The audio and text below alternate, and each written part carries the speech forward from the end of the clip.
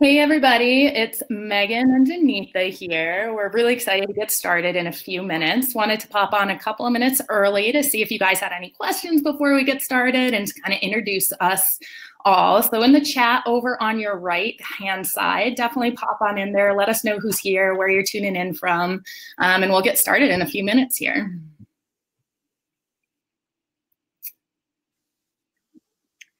Oh, from Phoenix, Everardo. Hey, my family's in Chandler, Arizona. Nice. Welcome. Edgar is actually going to do a retreat conference in Phoenix in a few months here. So let us know if you have any tips on where to go for sure. Ooh, yes, share some fun spots. That's exciting. Oh, When's gosh, the it's in a conference? couple of months. I think maybe in May. Yeah, so super excited. I've never been to Phoenix, so tons of ideas. Ooh, yay. It'll be right in the Yeah, no heat kidding. of summer, too.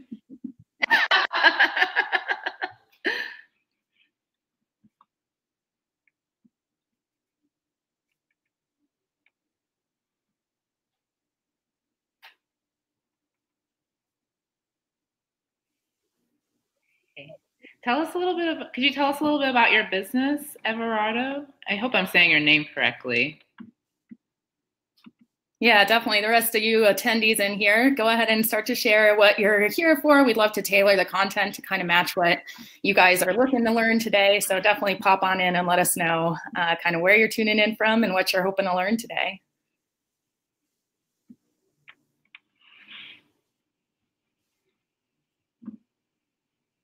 Ooh, an event planner from Canada. Hey, Melissa. Hey, Melissa. Well, that's exciting. What were you hoping to learn today, Melissa?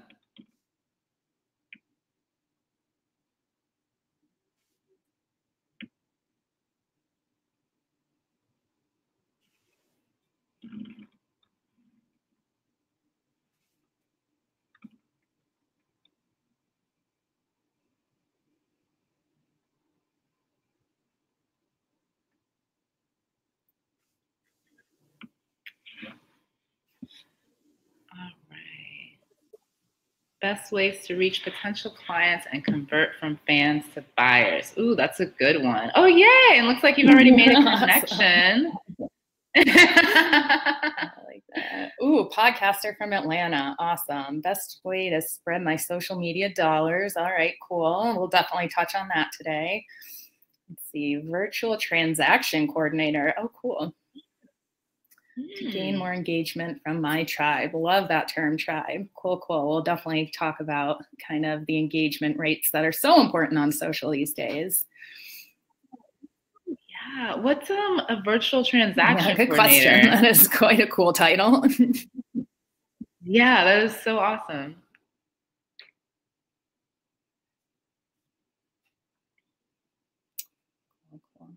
Ah, real estate. Very cool. Cool.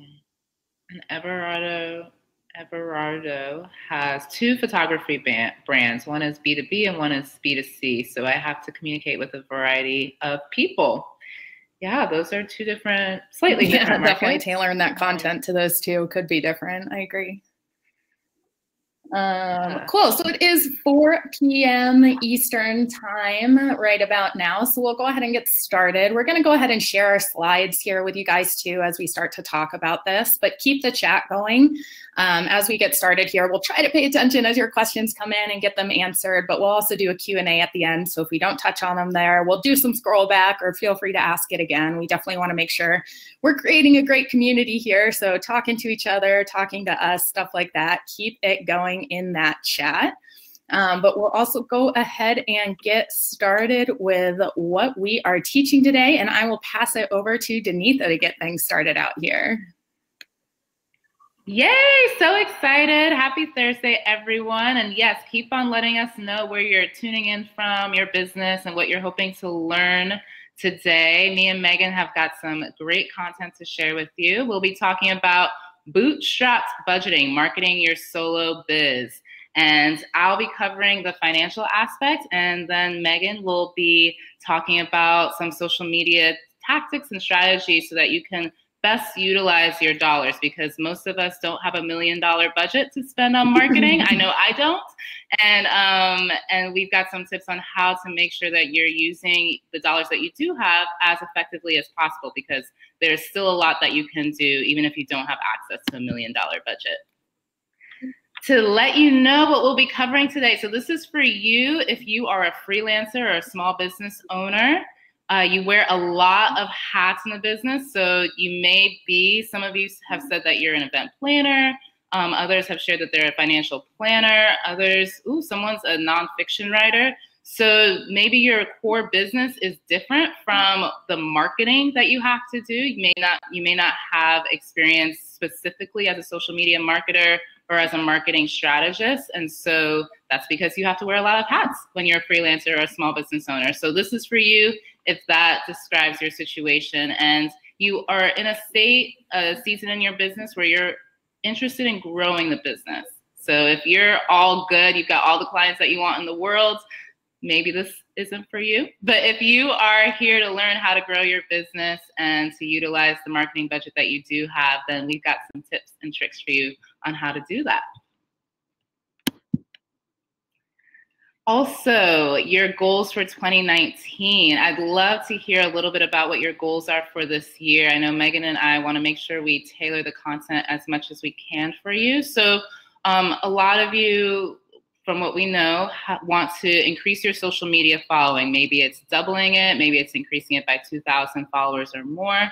And also a big goal that I hear a lot from our community over at Money and Mimosas is I want to start paying myself a consistent salary. I want to be able to know that I can count on a set amount of money coming in month after month so that not only can I cover my own personal bills, but I can start reinvesting in the business, maybe take some trips, maybe do some other things that you want to be able to do. And right now it may not be feasible because your salary is inconsistent.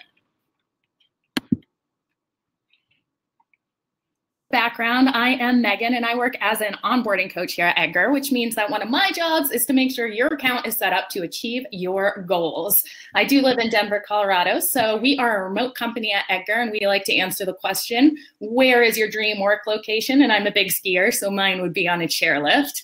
And I also wanted to mention we love to keep the social aspect of these webinars going. So if at any time you wanted to tweet at us or go ahead and tag us on Instagram, our handle is @MeetEdgar. And if you use that hashtag Edgar Challenge, take a screenshot of your favorite slide today, go ahead and tag us. We do love to give out some swag at the end as well. So go ahead and do that. And you can always also email us at support@meetedgar.com if you guys have any questions at all after the webinar. Okay, and if you aren't already following MeetEdgar on Instagram or Twitter, definitely do that because they always share amazing marketing tips right on their social media. So a little bit about me, I'm Danetha. I am a financial advisor, planner. I've been working with small business owners specifically for the last 7 years. I started my business about 7 years ago. I've been an accountant for, wow, almost 12 years now, which is kind of crazy to think about. I've recently been named one of the top 40 under 40 accountants by CPA Practice Advisor, have been featured in Elle, Cosmopolitan, Accounting Today, most recently Fast Company, for the work that we do over at Money and Mimosas. And Money and Mimosas is a community and blog that covers ways on how to manage, save, and grow your money without giving up the finer things in life. I am all about living life in luxury, so I would love to spend my dream day. My dream remote working location is actually at a Korean day spa. If any of you are familiar with Korean day spas, you know they're amazing. And that would be how I would love to spend my day, in luxury with my laptop. All right, so today we're going to talk about marketing and money tips. Some of the things that you'll learn today are insider secrets on how to grow your social media following. We'll also talk about marketing strategies that won't break your bank, and also how to create a marketing budget. It can be tough to figure out how you should spend your marketing dollars, so we'll go through how to create a strategy so that you know how to effectively use the money that you do have to spend on marketing. At the end of the session, you'll leave with a step-by-step guide. We're all about taking action. I know me and Megan wanted to make sure that you left with something tangible and concrete that you could immediately put into action, because that's where the magic really happens. It's great to be inspired and to get all this information, but then if you don't do anything with it, what's the point? So we're gonna leave you with 3 steps in 2 key areas. So one, a 3-step process for reaching your revenue goals. And then Megan's going to share a 3-step process for your social media automation engagement goals.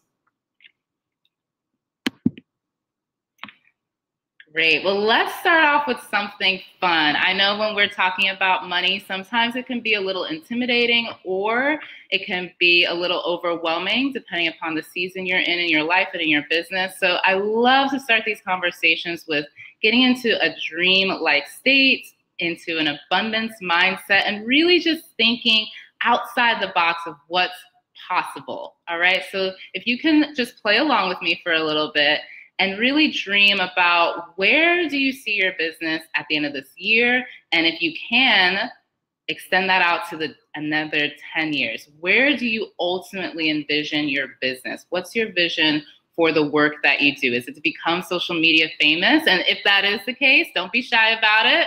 Own it, love it, because that's an amazing thing, especially if you have you have a message to share with the world. Your social media platform is an incredible way to get that message out. So what are some of your business goals? Are they to become social media famous, become a sought after speaker or consultant? Imagine if you're providing consulting services or speaking around the world, and you don't have to reach out for those opportunities. They are coming to you without you asking for them. So is that one of your goals? Another goal, paying yourself a consistent salary. That's really nice to be able to know as a business owner that you have a certain amount of funds that you can count on each and every month. So I'd love for you to take a few minutes, maybe 60 seconds here, to just write in the box what some of your goals are for this year. I'd love to be able to see that before we head on over to the next slide. Ooh, Olivia says, I hope to see my business gaining more online clients instead of local clients so I can live abroad. Ooh, I love that a lot. That's actually where I was with my business several years ago. I wanted the same thing, to be able to work remote so I could do the same thing, move around. Lorena says, become a sought after consultant. Fantastic. Anna says, network more, make personal connections. Ooh, Carolyn, become the go-to person for over 40s, for people over 40, I imagine, to help them with menopause. Oh, I love that. That's such a challenging time for so many women. Beautiful. And then Tammy shares, you want to be considered the go-to person in the Florida market as a boudoir photographer and also consistent salary. I absolutely love that, Tammy, and cheers to being a boudoir photographer. That's an amazing service to provide. It really boosts women's confidence, specifically having that service. So now that we've dreamed, we've been in that imagination station, now it's time to come back to reality and see, where is the gap between where you want to be and where you are right now. So in order to do that, we have to get clear on some of the challenges that you're currently facing. And usually when I ask a business owner, what are your challenges? It's either, well, I'm not making enough money, I don't have enough clients. And that is the result of some of other things that are happening within the business. So I want us to get a little bit clearer around, what are some of your business challenges? Not making enough money is certainly a challenge, but we want to peel back the layers to really determine where in the business there's a disconnect. So some of the challenges may be low engagement on social media. Another challenge may be few prospects. So before we can have a client, we've got to have a pipeline of prospects to reach out to. So what does your pipeline or potential client list look like? Do you have a list of potential clients? Another challenge may be struggling to earn a consistent income from your business. So even before we reach the financial goal that we've set for ourselves for the year, we've got to get to a place where income is consistent and dependable. So is that one of the challenges, struggling to earn a consistent income from your business? So if you could, in the box to the right, just type in one challenge that you're currently facing that you want to be able to work through with this webinar.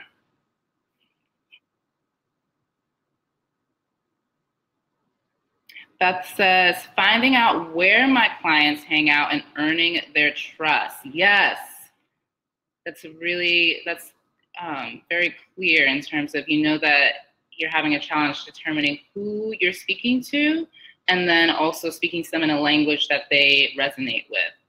Carolyn says, using my time effectively. Samantha shared, my business just turned 10 years old. Congratulations. So staying relevant in the marketplace is a struggle sometimes. Kudos to you, Samantha, for staying on top of the changes in the marketplace, though, because that isn't easy. One of my clients, she just turned 65, and she came to me after realizing she hadn't been staying up with the market for the last 15 to 20 years. So kudos to you for recognizing that and taking action on changing it. Anna says, creating engaging posts. Olivia shares her challenge is finding out how to market in a large online market and not relying off my current word of mouth strategy. And Jacqueline shares, earning an income as a nonprofit organization is your current challenge. Okay, great. Well, thanks for sharing. So these are all elements that you've identified as the part of the gap between where you are now and where you want to be. Certainly, for being able to reach your clients, you have to earn their trust. In order to earn their trust, you have to know what language resonates with them, and then have a social media strategy to be able to reach them. Earning an income as a nonprofit organization, there has to be a financial strategy behind what services you provide, the pricing, and then having a clear structure on how you're going to develop that pipeline of clients and then elegantly convert them into clients, paying clients. So one of the things, the biggest thing that will get you from the current reality to your dreamland, and I'm a very visual person, even though I'm a financial expert type of woman who likes numbers and black and white numbers, I really love visuals. So hopefully this resonates with you. Being able to see what's keeping you from your dreamland state, because that's where the magic is, right? That's where you are able to realize your business goals, where you're able to truly become and be the person that you want to be through your business and through the work that you're doing. You've identified your purpose and you found a way to support yourself financially through your purpose. So right now we're at the current reality in the orange-red zone. So some of the challenges there are cash flow challenges, which is as a result of not having consistent income. You may have a low social media following or low engagement. Certainly you can have a lower following, but if you have high engagement, it's still effective. Your social media platform can still be effective. Now to get to the dreamland where we've got consistent income and social media fame, you have to have a strategy, and that strategy is twofold. It's marketing and financial, which is why me and Megan are here to team up with you to talk about the money side and the marketing side. So let's jump into the money side, and then Megan will close with the marketing side. So when it comes to inconsistent income, this is related to cash flow, and every business has some sort of challenge with this. And I'll share a quick story. When I first started my career as an accountant, I worked for this really large company doing close to $300 million a year, which by most people's standards, that's a successful business. And we still had cash flow challenges. There were times of the year where cash services were flowing, people were buying from us, and then other times of the year where the clients were not there and the cash flow was really tight. And even with a large company, that was something we had to figure out how to manage throughout the year. And there were challenges because of that. There were times when we had to hold checks and not pay our vendors. And so part of our role in the accounting department was to figure out how can we make sure that this doesn't happen in next year? How can we fine tune our pricing and our business structure to ensure that that doesn't happen in the future? And I share that example for a big company because sometimes as freelancers or small business owners, we feel very alone in that we're not a good business person because we can't figure out this cash flow thing. And I want to let you know that even large companies deal with this. So kudos to you for being in the business game, because there's a lot of work to be done and there's a lot of challenges along the way, and one of them is cash flow. The biggest thing, the two areas that really result in cash flow challenges, one is a poor pricing structure. So the services that you provide and the revenue streams you have in place, the pricing isn't such that you are able to generate enough cash on a regular basis in order to stay in business. And usually for freelancers and small business owners, we have the tendency to underprice our services, which means either you've got to have a ton of clients in order to make ends meet, which can be exhausting because not only are you out there selling and marketing, but you're also servicing the clients. So that's one area, the biggest area that freelancers usually struggle with is underpricing themselves. The second area is inconsistent outreach. And Megan's going to go more into this in the marketing section, but this is where the idea of having a pipeline of prospective clients really comes into play. So when I talk to freelancers, small business owners, if they're in a position where they need to make a sale, they need to generate more income, they immediately want to go out and sell. And it's so much easier to do that if you've been marketing consistently and have a strategy for consistently reaching out to clients. So if you're consistent with your outreach and you've got a clean strategic pricing structure, inconsistent income is no longer a challenge. It takes consistency and it takes a clean pricing structure in order to be able to eliminate cash flow challenges.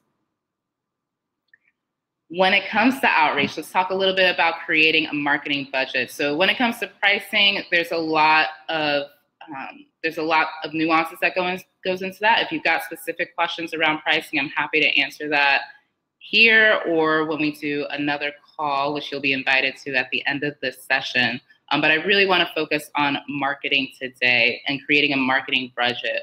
Once you have that solid pricing and business structure, then you need to market it. You want to make sure you have that in place first before you head out to the market, because the worst thing that you can do is market a business structure that doesn't allow you to have a good cash flow. It doesn't allow you to have a number of clients that are consistently paying you and without you overrunning yourself or burning yourself out. So once you have a solid pricing and business structure, now it's time to be consistent about reaching out and marketing. And this is where you want to think about your marketing budget. The biggest question I usually get asked around marketing is, how do I know where to spend my money and how much am I able to spend on marketing? And I recommend using the 50-30-20 rule to decide how much money to spend on your marketing. And this is what I mean by that rule. When it comes to creating a marketing budget, when you have inconsistent income, it's easier to use a percentage rule than to have a fixed amount of money that you spend on different areas of your business. Why? Because you don't know necessarily how much you'll be bringing in each month, but if you know what percentage of your income each month you'll spend on a particular area of your business, it's much easier to plan with that rule. So when it comes to the 50-30-20 rule, 50% of your income goes to fixed expenses. So fixed expenses meaning like if you've got website hosting, if you've got a bookkeeping software that you're using, if you've got a bookkeeper that you're using, if you've got a VA, a virtual admin that you're using or working with, anything that you know that you can count on each and every month that you have to pay. It could be your insurance, anything that is a fixed expense. No more than 50% of your income should be going towards that. Ideally, it's less because you want to give yourself a buffer, but no more than 50%.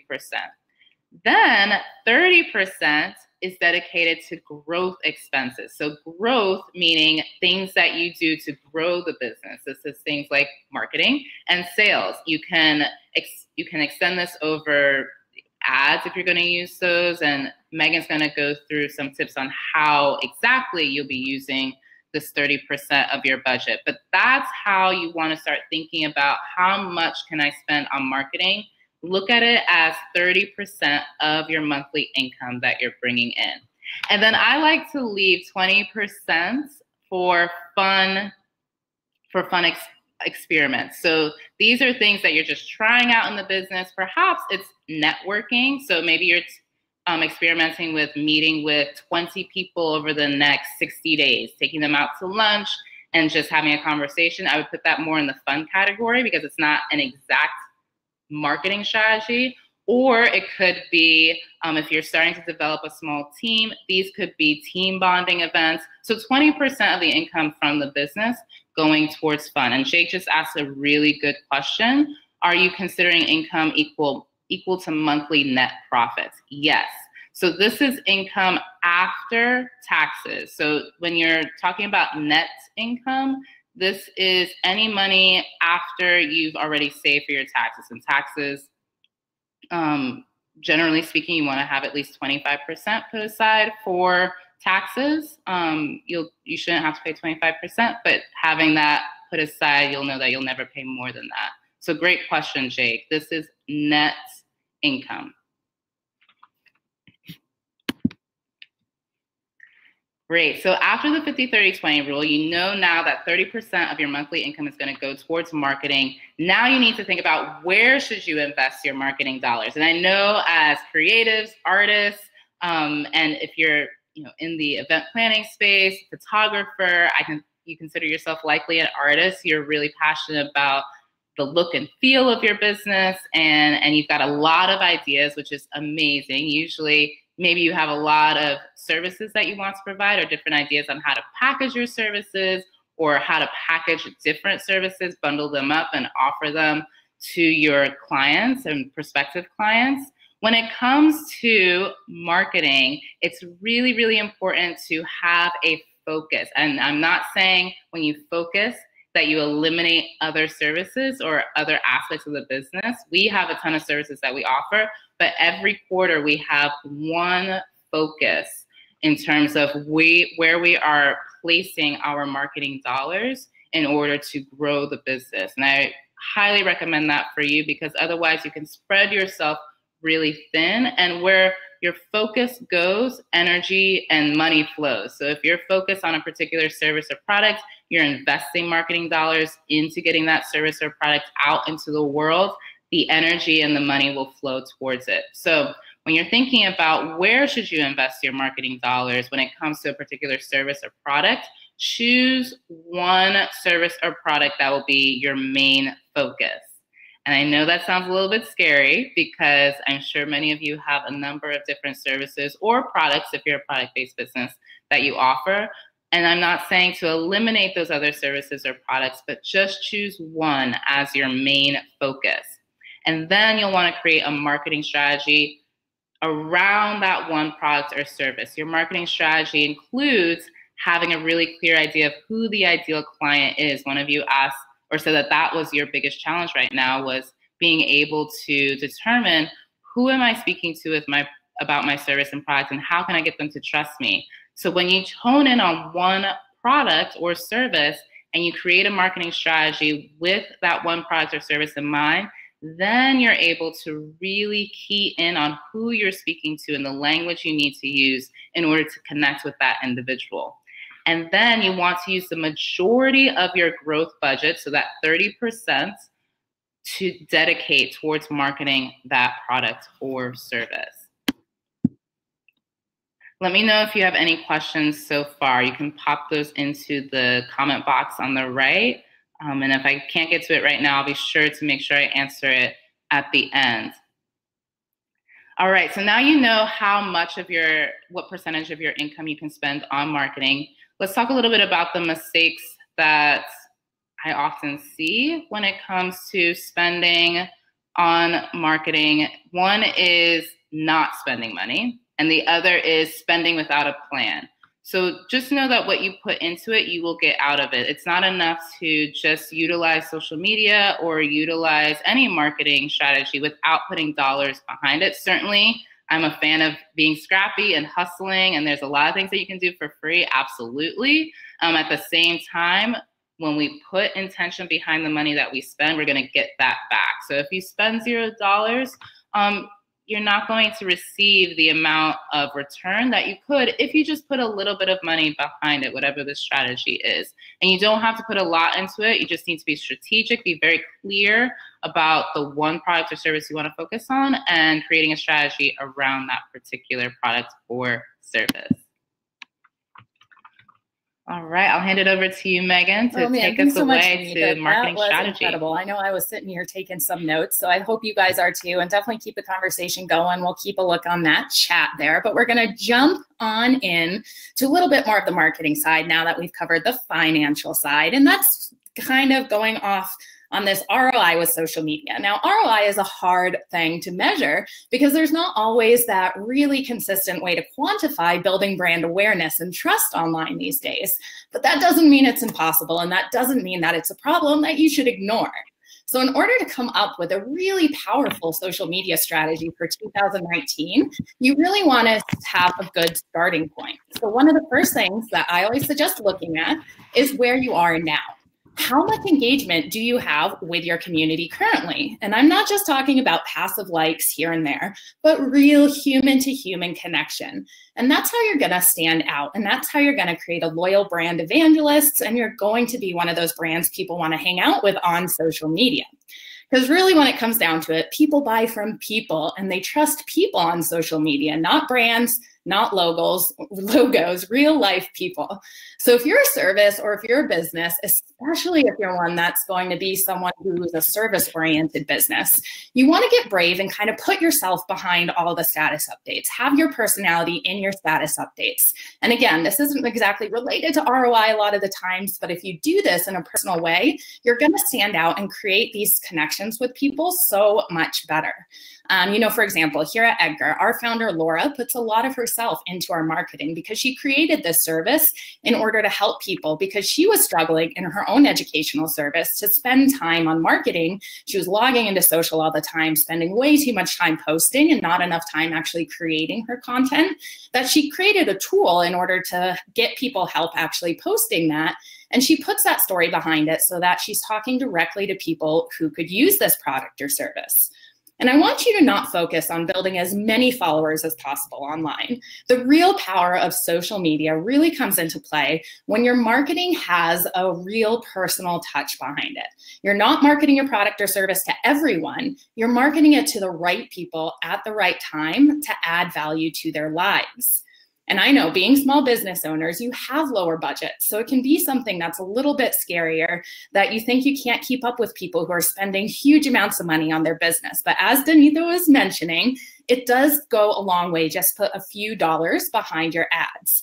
And the truth is, the more important is understanding the tone of your updates that you're sending. You can win over one person at a time and create a tribe who's not just going to be passively looking at your updates, but who look forward to them showing up in your feed by having that person-to-person connection and not going so much towards the logo and brand connection that the mistakes some of these big companies are making these days. Because when you think about it, people's social media feeds are really, really personal. They're going to social media in order to connect with their friends and family. And if they're liking your page, that is a huge compliment, saying, I invite your business into some of the most intimate relationships in my life. So you want to treat every update with that sort of respect. Think about your own social media consumption. You are there, you are looking through your feed, and there are some friends and family who you stop for, you engage with their posts all the time, and there are others that you just let pass by. So you want to think of your brand as a brand that is one people are going to stop for. So talk about the ways that you're creating your status updates should be talking to your friends and family, filtering it through that lens, reading your status updates out loud and asking yourself, would I say this to my friends and family? Is my tone casual? Is it really connecting with people in that way? So I would suggest, again, thinking about why people are on social media and tailoring your updates that way to get that personal connection. And as you're going throughout this more, a way to really do this to speak and resonate right to your target audience and to that tribe that someone mentioned into the chat before is to create an audience persona.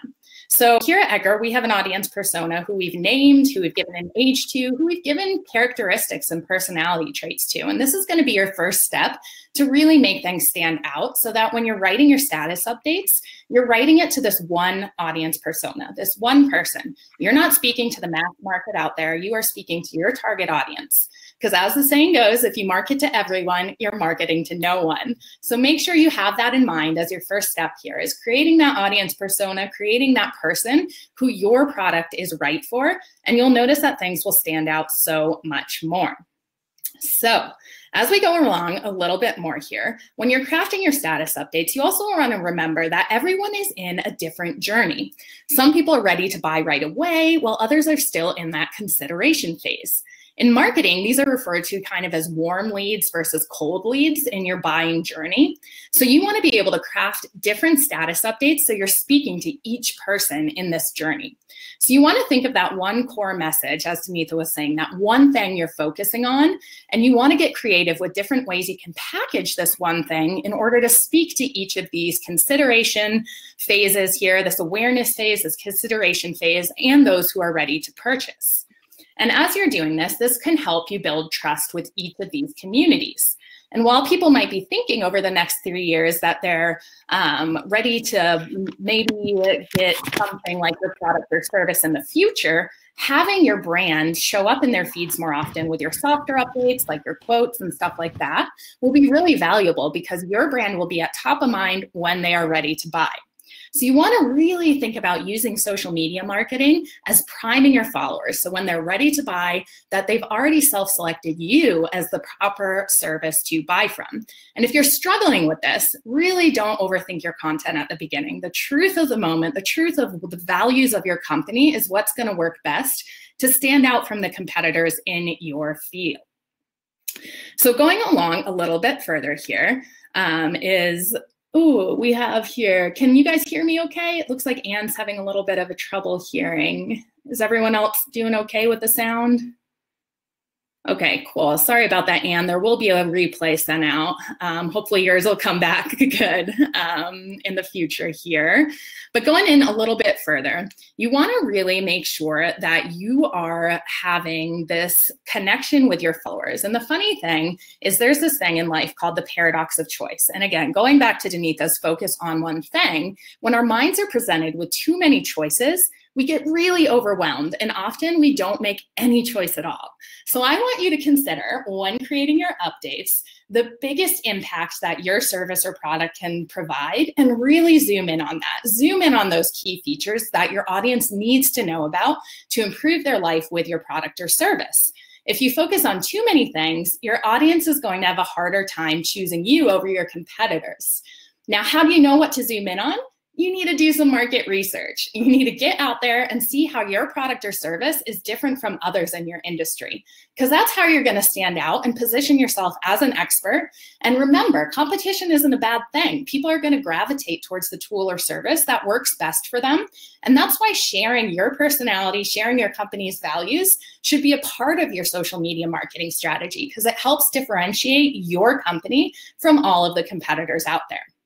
And I know promoting your business is a little bit tricky as solopreneurs sometimes. It can be hard to get up that courage to ask people to actually buy from you. But you need to remember and have that mindset that you are obligated to earn money for your business. You need to respect your business the same way you respect your followers. And don't forget to promote your great product in a really service-oriented way, that you know you can provide this service that's going to help improve your followers' life.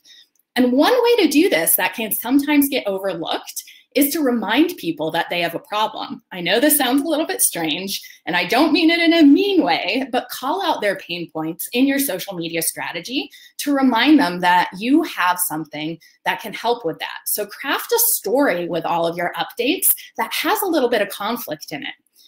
For example, one of my favorite ways of explaining this is Fitbit. You know that Fitbit is a really cool company. Everyone knows the name. And think about how you didn't know you had a problem probably with walking. It's not on our everyday radar that we need to take more steps really, or that we need a product on our wrist to help us walk more.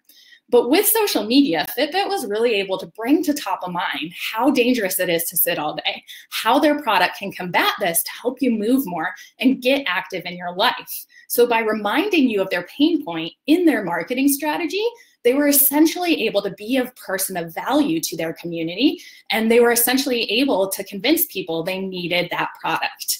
So remember the ways that you can find what your followers' pain points are, hanging out in groups and places where your followers are, and looking at the language that they use, asking questions on social media. You know, a lot of big brands spend hundreds of dollars on market research. So going into their pages and seeing the questions and stuff that their followers are asking to craft a pain point into your audience persona. So again, you're speaking right to them in a way that resonates with your followers.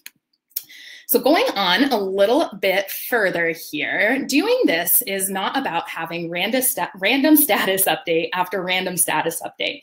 It's about creating consistency, as Danetha was mentioning, in your social media feeds. So you show up for your tribe every day.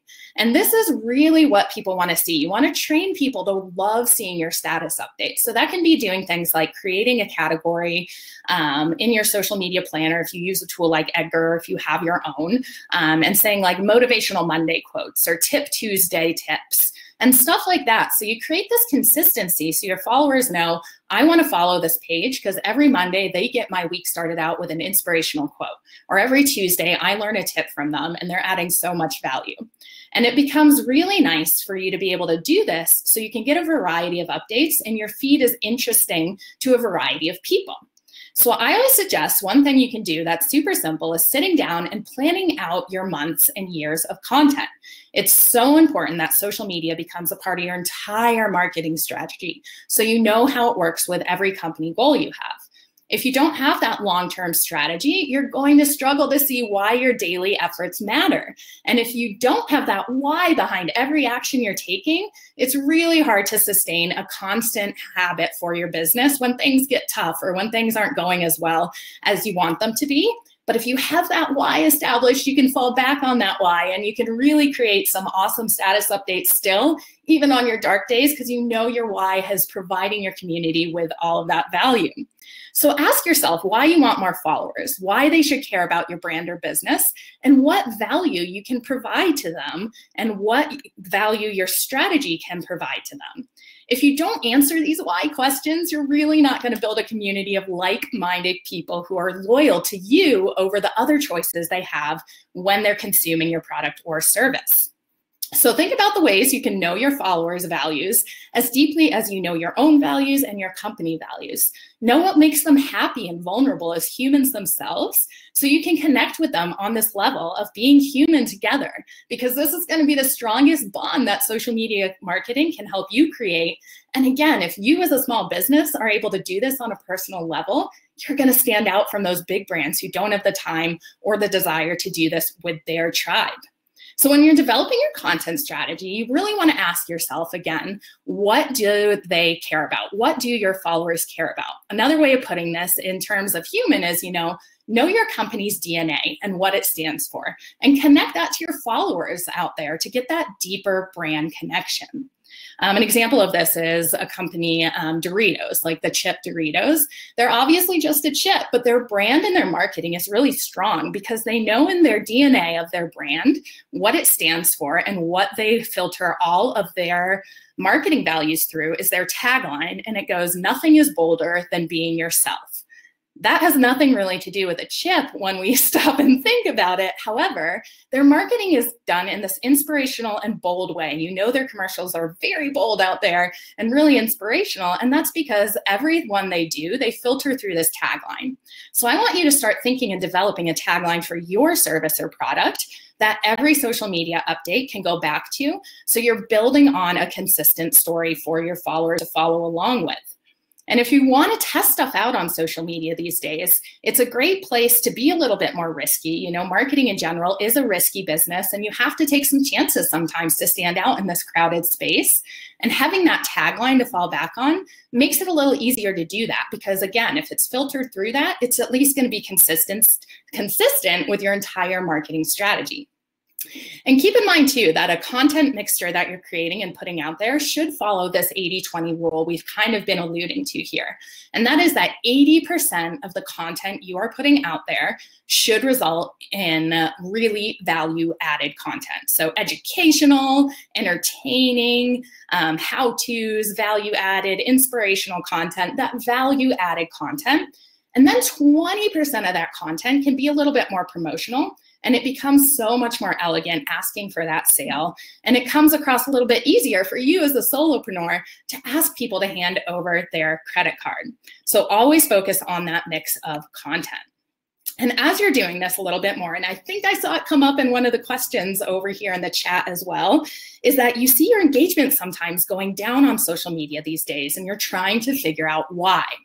So that why factor is going to come in a little bit further here, but I want to focus on this idea of creating the content that you're doing as evergreen, and that can help make sure that you're getting the most out of your content, even if you're seeing your engagement, as mentioned in the chat, drop a little bit. Now, evergreen content is that stuff that makes sense to send out any time of year. It's value added anytime. It's not seasonal. It's not a 2-day promotion. It's stuff that adds value to your followers' life, no matter what time of year they see it. Another way of saying this is it's really valuable because you can write the status update once, you can write that piece of content once, and you can share it twice. So good tagline to remember here is write once, promote twice. And typically as content creators, it kind of goes to say that if you spend about 2 hours writing a blog post, 8 hours of it should go towards promoting it. Because if you write something and no one sees it, it's not going to be any value to the world. Now, using tools like Edgar or something, a system to help you get that content out can obviously cut down on that sharing time. But focus on creating content that write once, promote twice will really help you get the most out of what you are doing in marketing. And we don't want you to have to reinvent the wheel every time when you're creating these status updates too. It's all about repurposing the strongest content you have. So think about the ways you can identify your blog post that has the most traffic or has the most comments on it. And think about how you can write different status updates around this blog post.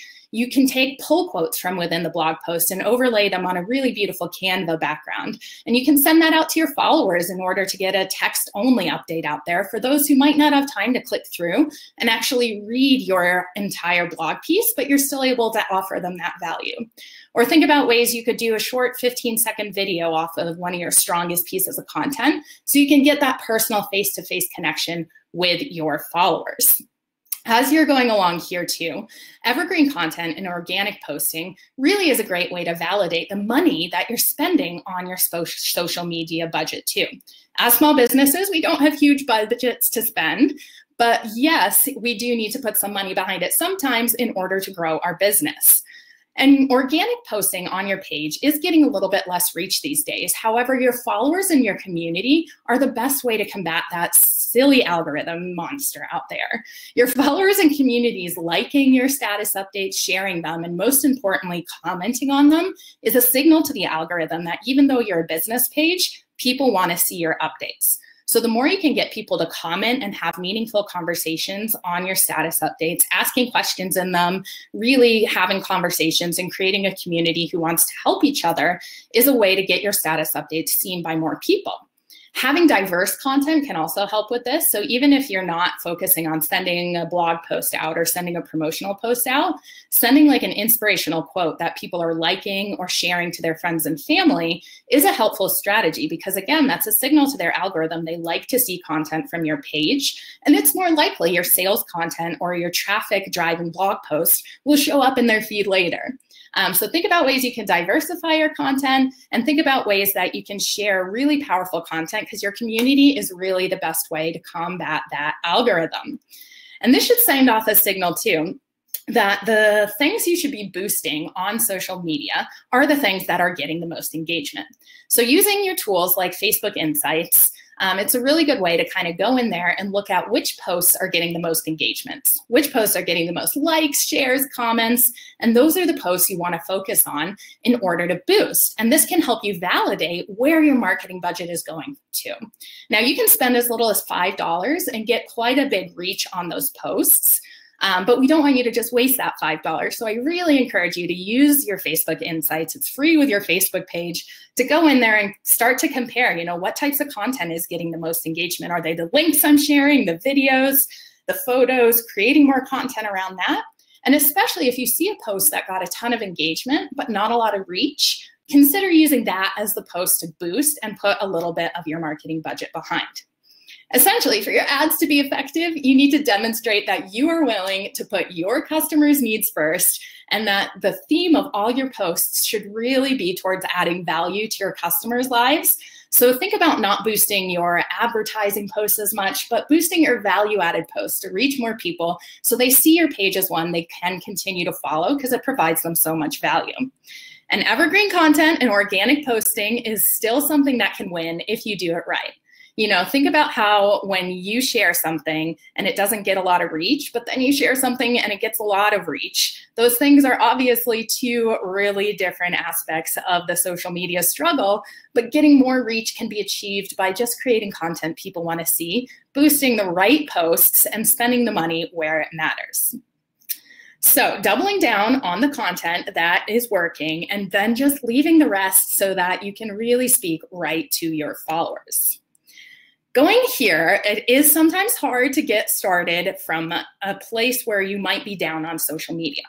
So I want you to really focus on writing this down, writing your strategy down and making a commitment to yourself, making a plan and treating it like something like brushing your teeth. It's not a choice, it's a habit. You have to do it. And as the famous Martin Luther King quote goes, you don't need to see the full staircase to take the first step. So sometimes all you need to do is get started here. So take some time to make this a priority, especially if you're a new business or a new company. Oftentimes we get in our heads that there's this myth that, branding comes later in the company journey. We don't need to focus on branding now. But the truth is the branding starts from the beginning because branding itself is an evolutionary process. It's going to change as you get to know your followers more. It's going to change as you see what resonates with them. So start making branding something that you're focusing on to get more eyes on your content.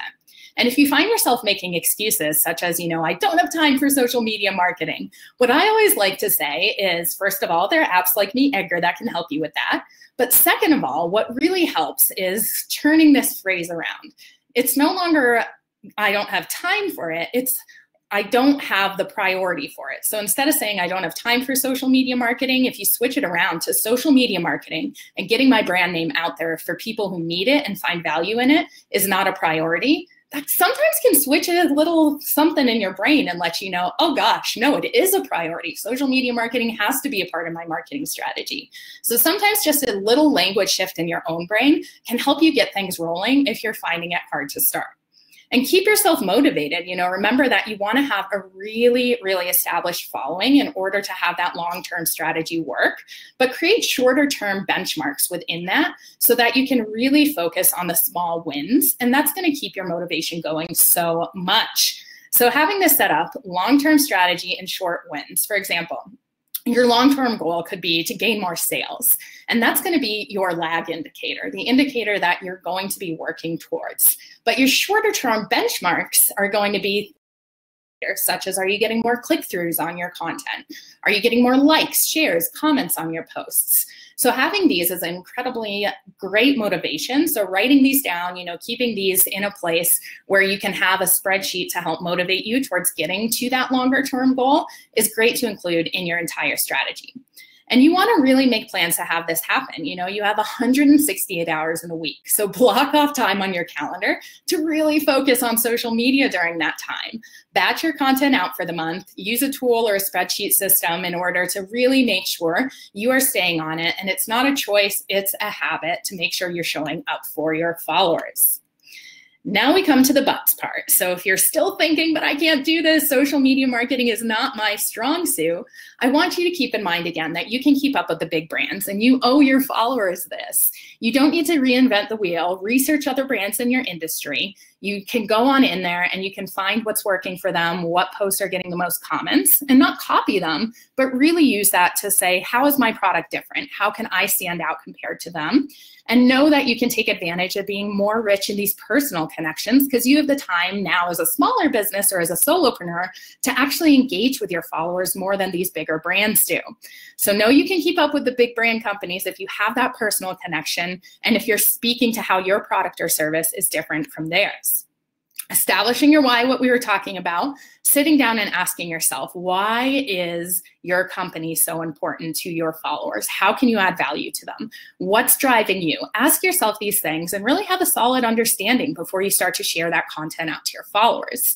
Oftentimes, people really don't buy what you're selling, but they buy why you're selling it these days. So putting that why into your social media status updates is really a great way to stand out. And as Danetha was talking about focusing on one thing, there is a great acronym as well that I like to put out there for your social media updates too, and that is the word focus. And breaking that down, it's following one course of action until success. So follow that course of action until you do succeed. Keep going through, but also let go of the things that aren't serving that course of action. Again, those longer term goals and those shorter term benchmarks. And asking yourself, if you knew the answer to what social media marketing would resonate with your followers, what would that answer be is also a great jumping off point if you're struggling to come up with different ideas. If you had 1 million followers, how would you show up with them? Asking yourself these questions and doing activities that are going to lead to your dream state is a really cool thing to be able to up-level your social media marketing.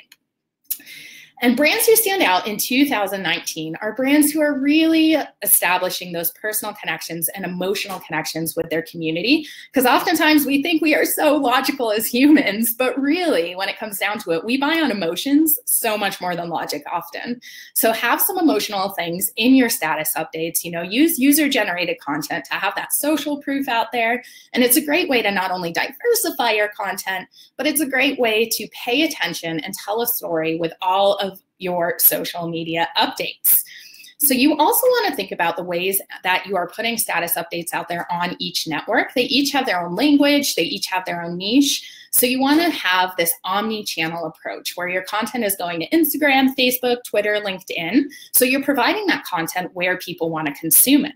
Things like, micro videos for Instagram will work really well, while longer videos are still getting traction on Facebook. Or long form posts on LinkedIn is a really great way to position yourself as an expert in your industry. But on Twitter, shorter kind of thought leadership status updates will do just fine to get that same content across.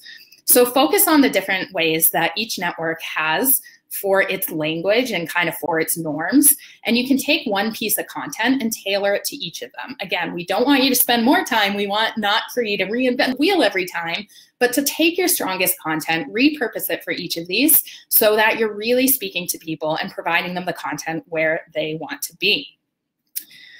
And going on here, we've got to our 3 process steps here. So I'm going to go ahead and pass it back to Danetha to start on hers, and then we'll pop back over. Awesome. Oh my gosh, Megan, I took so many notes. I really love your tip on scheduling our social media. One day I started doing that on Fridays, right after my money date, and it's made a world of difference. So definitely recommend doing that if you all aren't already doing that.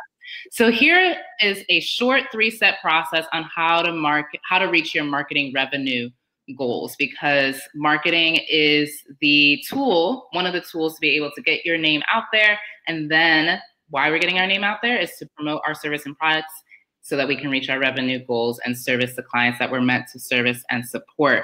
So the first thing you want to do is align your pricing with your revenue goals. I alluded to this a little bit earlier, that one of the biggest mistakes that I see small business owners and freelancers make, and I have definitely been guilty of this as well, is not pricing my services in accordance to what I want to achieve by the end of the year. So usually that looks like underpricing myself, which means that I have to work with a ton of clients, which spreads myself thin. I can't really show up fully for each client.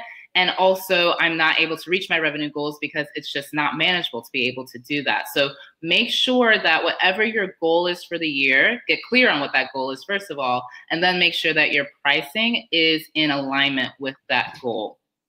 Secondly, you want to choose one product or service as a focus. I love that acronym that Megan shared earlier. Make sure that you've got one product or service that you are devoting a lot of your marketing energy and efforts and investment into, so that the person on the other side, your ideal client, is able to really start to connect you to the service, and the language that you're using resonates with them and really speaks to the heart of what they're seeking and yearning for. And then the third step you want to take is then apply that 50-30-20 rule. So your income that's coming in, dedicate 30% of that income to growth, which is sales and marketing efforts. And I'll hand this back over to Megan to wrap us up with the 3-step process on reaching our marketing automation strategy.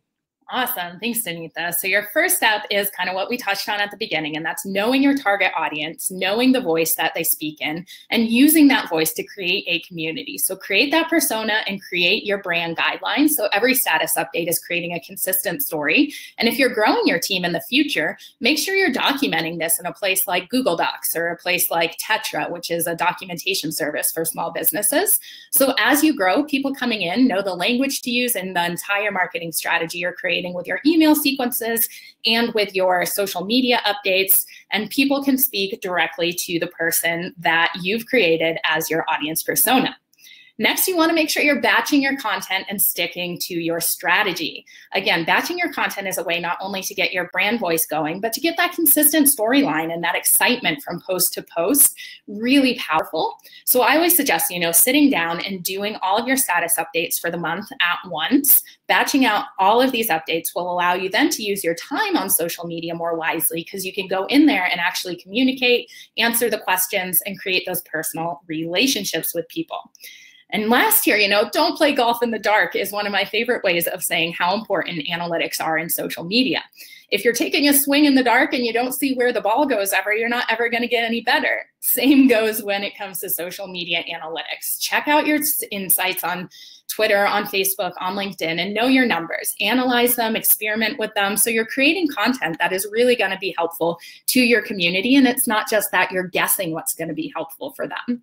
And your marketing is truly the front end of your company. It's how people learn about your brand, but you need to remember the back end too. It's that perception of what they're going to get that you're putting out in your marketing, but you need to make that promise on your marketing and over deliver on the back end once they trust you enough to hand over that credit card and to actually buy from you. So remember, authenticity and really adding that value is the best way to keep people coming back for more and to get that free word of mouth marketing that can help your business grow so much more. So when you're creating that content, do it with the end in mind. Get your brainstorm document out and have that end result in mind when you're creating it. So once you start to create your status updates, you know what you want the results to be for your followers. You know if they want you to buy your product or service, and you want to find what makes you different from others in your industry so you can find your lane and stay within it, even if there are similar companies or products or services out there speaking to the right person.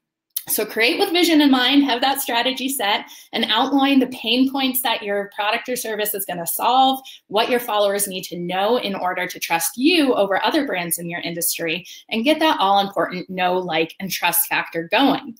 And if you're kind of having trouble understanding this concept still, I always like to kind of take it to the social world. If you first meet someone for the first time, and the first thing they ask you is like, hey, buy my product or service, you're not going to trust them to hand over that credit card. What you want to do is, have that really personal relationship. If you go out to dinner, if you create a friendship, and then they tell you about their product or service, you're much more likely to trust handing over that credit card. Online is the same thing. It's this idea that you need to build that trust with your status updates and really speak to the people who it's going to help so you can really over deliver when it does come time for them to buy from you.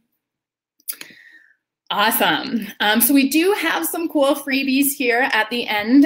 If you're not an Edgar user yet and you'd like to get a free month of Edgar to test out the tool to help with your social media, we are offering a free month with the coupon code MIMOSA. So as you're signing up for Edgar, if you use that code MIMOSA, it'll get you a free month to test it out. Make sure it's the tool that'll help you. And Danetha's got a real cool offer, and I'll pass it over to her now. Yay! Oh my gosh, I'm so excited that you can get a free month of MeetEdgar with Mimosa. Everything's better with Mimosa. So for us, we are offering a free group Q&A session. This will be next Wednesday, the 6th at 1 p.m. Pacific time, 4 p.m. Eastern time, where I'll be hopping on to answer any of your questions around pricing. So if you have any challenges around getting clear on how much you should charge for what you're offering, now's the time. That will be the time that you can hop on and ask me directly how to structure your pricing.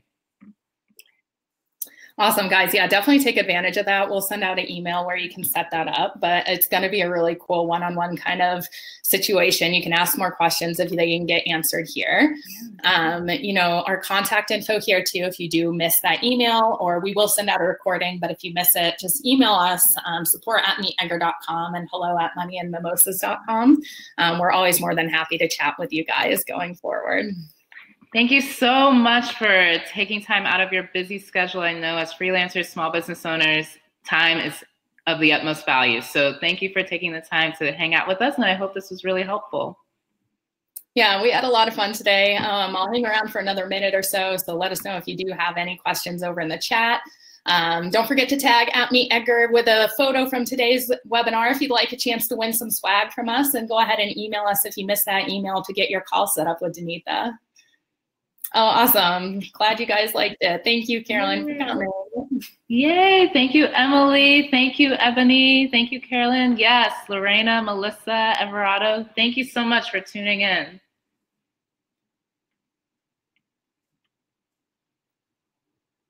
All right, awesome. Well, we'll go ahead and sign off here. Like I said, please feel free to keep in contact with us. We love to chat with the small business community, and hopefully we can partner up another time.